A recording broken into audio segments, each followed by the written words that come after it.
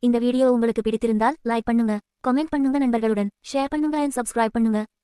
கருணகிரி என்ற பேரரசு மேற்கு தொடர்ச்சி மலைகளின் ஆழ்ந்த இருள் மண்டலத்தில் மறைந்து இருந்தது.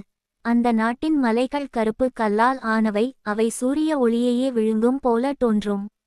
காலை நேரத்தில் கூட அங்கே முழுமையான வெளிச்சம் கிடையாது. எப்போதும் மங்கலான நிழல் சூழ்ந்த வெளி. அந்த நிலம் சிவப்பு மணலால் ஆனது. மழை பெய்தால் அது இரத்தம் சிந்தியது போல தெரியும்.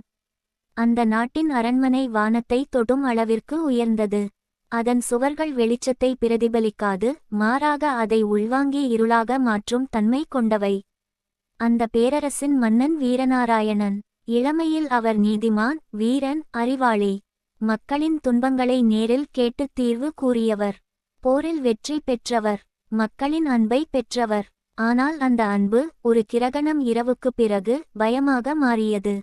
அது ஒரு இரத்த சந்திர கிரகணம்.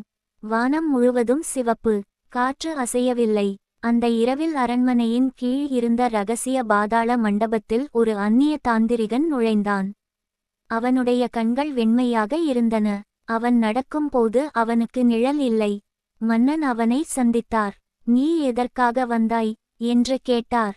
தாந்திரிகன் மெதுவாகச் சிரித்தான். "நீ என்றும் ஆட்சி செய்ய விரும்புகிறாய். மரணம் உன்னை தொடக்கூடாது என்று ஆசைப்படுகிறாய்" என்றான். மன்னன் சிரித்தார். ஆனால் அந்த சிரிப்பில் பேராசை இருந்தது. "அதற்காக என்ன தர வேண்டும்?" என்றார். தாந்திரிகன் பதிலளித்தான், "உன் உயிர் வேண்டாம்.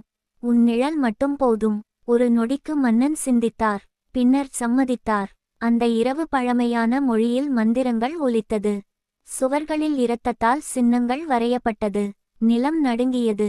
கிரகணம் உச்சியை அடைந்தபோது தாந்திரிகன் மந்திரத்தை முடித்தான். மன்னன் நின்றார். அவர் உடல் இருந்தது. ஆனால் தரையில் அவரது நிழல் இல்லை. அது சுவரில் நின்று கொண்டிருந்தது. அது அசைந்தது. அது அவரை பார்த்தது. அந்த நாளிலிருந்து வீரநாராயணன் மாறினார். அவர் தூங்கவில்லை. இரவில் அவரது கண்கள் சிவப்பு ஒளி வீசியது.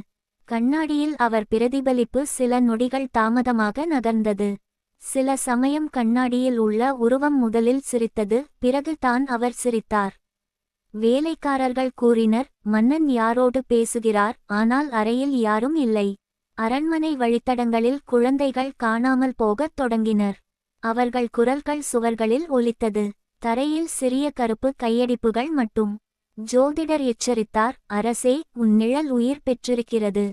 அது பசியோடு உள்ளது." மறுநாள் ஜோதிடர் உயிருடன் காணப்படவில்லை. அவரது அறை முழுவதும் கருப்பு நிழல் தடங்களால் நிரம்பியிருந்தது.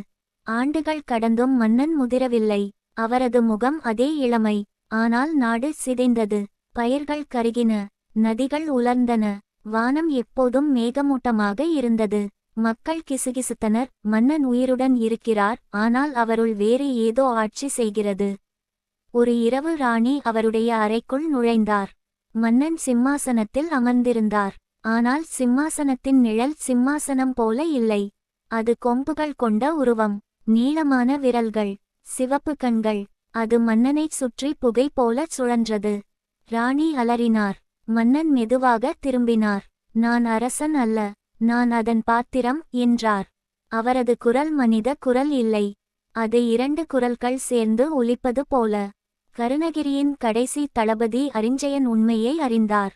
பாதாள மண்டபத்தில் பழைய தாந்திரிகன் எழுதிய வரிகள் இருந்தது. நிழல் உடலை விட்டு பிரிந்தால் உடல் அதன் சிறை. மன்னன் சாபத்தில் சிக்கியவர். சூரிய ஒளி மட்டுமே நிழலை பிரிக்க முடியும் என்று அவர் புரிந்தார். அடுத்த நாள் காலை சூரிய உதயத்தில் மன்னனை அரண்மனை வெளியில் இழுத்து வந்தனர். முதல் ஒளி அவரது கால்களை தொட்டது. ஆனால் தரையில் நிழல் தோன்றவில்லை. பதிலாக அவரது பின்னால் இருள் எழுந்தது. அது முழு உருவம் எடுத்தது. உயரமான கருப்பு உருவம். எலும்புகள் முறியும் சிரிப்பு. சிவப்பு கண்கள். மன்னன் தரையில் விழுந்தார். அவரது உடல் பலவீனமானது. அவர் மனிதன் போல தோன்றினார். நிழல் சிரித்தது.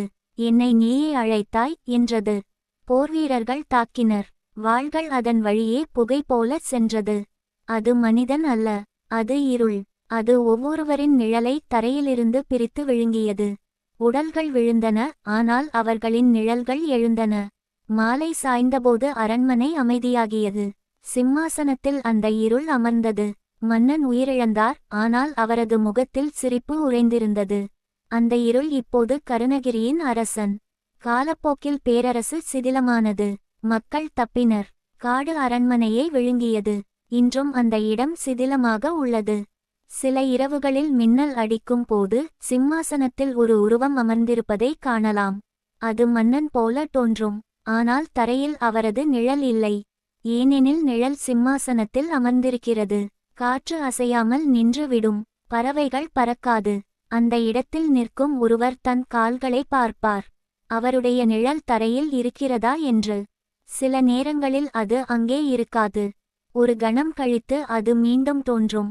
ஆனால் அது சற்றே வேறுபட்ட வடிவில் இருக்கும். கருணகிரியின் சாபம் இன்னும் முடிவடையவில்லை. அது ஒரே ஒரு விஷயத்திற்காக காத்திருக்கிறது. இன்னொருவர் பேராசையுடன் என்றும் ஆட்சி செய்ய வேண்டும் என்று நினைப்பதற்காக. ஏனெனில் இருள் தனியாக ஆட்சி செய்யாது. அது எப்போதும் ஒருவரின் நிழலை தேடும்.